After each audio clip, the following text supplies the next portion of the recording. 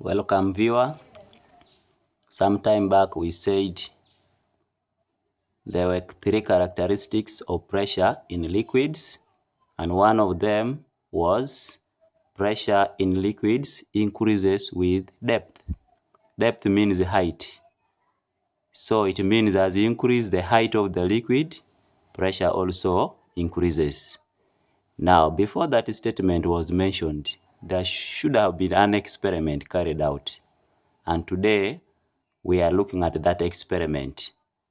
So, right at the top here, we have a subheading reading demonstrating how pressure in liquids increases with depth. So we want to carry out an experiment to prove, to show, to demonstrate that when you increase the height of the liquid, pressure also increases. So we have a question here which is guiding us, and this is one of the examinable questions, commonly examinable questions. In other words, these are some of the questions which examiners always like setting. At school, all teachers are examiners, or by national examination bodies. Now, for you to describe this experiment, normally these experiments carry a lot of marks. When they say describe, you can see these are 8 marks. 8 marks. Now, we are going to do so many things here. We are going to show you how you can satisfy this examiner by mentioning all that he wants or she wants, and then you get all your marks. You will also be observing where the ticks are.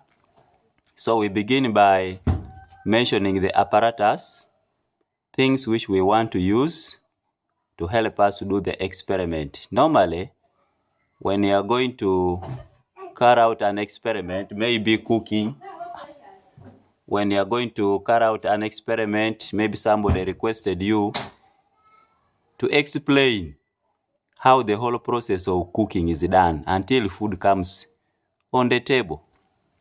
Now, for you to do that, the first thing is you need to know those things that are going to help you do the cooking. You need a saucepan, you need plates. Remember, you'll reach a level whereby you need to serve food, and therefore plates are required. So you begin by identifying those things that you need to help you do the cooking. In the laboratory, things which help us do experiments, we call them apparatus. So in this experiment, we need apparatus. What are the apparatus here? The apparatus here are mainly 2. You can see here, we need a can, a container, and that container should be having holes. The holes should be at different levels, but they should be on one side. And then another thing we need is water. So once you have all these things, these 2 things, then you can go ahead and begin your experiment. That is now procedure. Once you have the apparatus, you can now start the experiment. Procedure now. Now, this is the can we are talking about, this one. And this is just the support down here. Otherwise, our can is this. Now, as you can see, this can has 3 holes. The holes are hole A, hole B, and hole C. Those are the 3 holes. And these holes are at different levels, you see?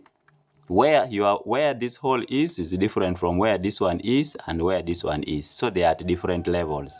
But all of them are on what? One side, as this word says. On one side. This container has this side and then the other side. But all the holes are on one side. Now that we have everything, how do we go on with our procedure? Normally, it is good when you're describing an experiment, you draw a diagram. And the diagram must be a workable diagram. Workable diagram means you draw the diagram properly and then you label.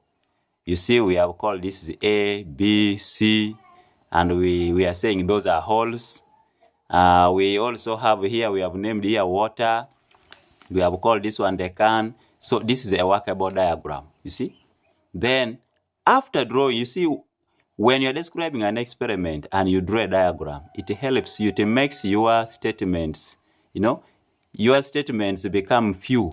You go straight to the point, because as you keep mentioning something, the examiner looks at what? The diagram, compares what you are saying with the diagram he's seeing or she's seeing.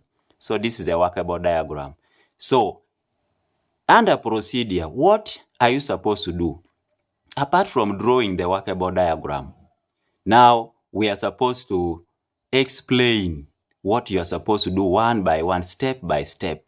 As I already said, if somebody says explain what happens until food is brought on the table, you don't begin by saying that wash hands. How can you wash hands when the food is not there? You see?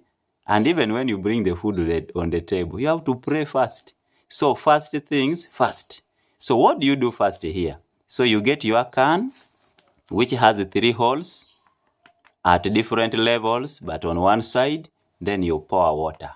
That is the first thing. You pour here water. And you make sure that this water you pour should go beyond this hole. Should cover all these holes up to up. Because there's something we want to study about this hole. So we fill the water until it is beyond hole A. Now, after pouring water, the next thing is we are going to open these holes. Remember, before we poured water here, this can was already having holes. So before you pour the water, you make sure that these holes are closed. Then after that, you pour water. Now, after pouring water, the next thing is you open the holes. And when you are opening the holes, you open all of them at the same time, because we want to see what happens. Now, after that, the next thing will be observation. What are you going to see? Now, let us look at the first statements here under procedure. It says a can with 3 holes, you see, those are the holes A, B, C, at different levels. On one side is filled with water. I have always discouraged the students who, when they are giving their explanations here, they command the examiner. You see the question? The examiner says, describe an experiment to show that pressure in liquids increases with the depth. Then the student begins here, after possibly the diagram, begins saying, fill the can with water, is telling the examiner, is commanding the person who is marking his or her work. Fill the can with the water. Now, where do I get water and the can? Then he goes ahead and says, open the holes. That is not how they describe the experiments. You must use past tense. You see? You say, instead of saying that, you say a can is filled with water. And this is what we have said. A can with 3 holes at different levels on one side is filled with water. Then after that, the next thing, the holes are then opened. After filling this can with water, you open the holes, but use past tense. Then after that, you move to observation. What did you see? Now let's go back to the diagram. The first thing which you will see is that immediately you open these holes, will the level of this water remain? Will this water remain here? No. As you open these holes, the water will be pouring, and therefore this water will be reducing. So the level of the water will keep on reducing. So that is one of the observations you will see. Secondly, you are going to see each hole will be pouring water differently. Hole C will be pouring water far away compared to hole B and hole A. So C will be pouring far away, followed by B, and then lastly A. That's what you are going to see. Now, you are supposed to give us an explanation. If that is how every hole pours water, what is the cause of that? Now, I want you to look at height. We are saying pressure increases with the height. The height here is not measured from down. So if I asked you, how deep is hole C? You don't measure the depth from down. You measure depth from the top of the water. So from the top of the water up to where hole A is, that is how deep hole A is.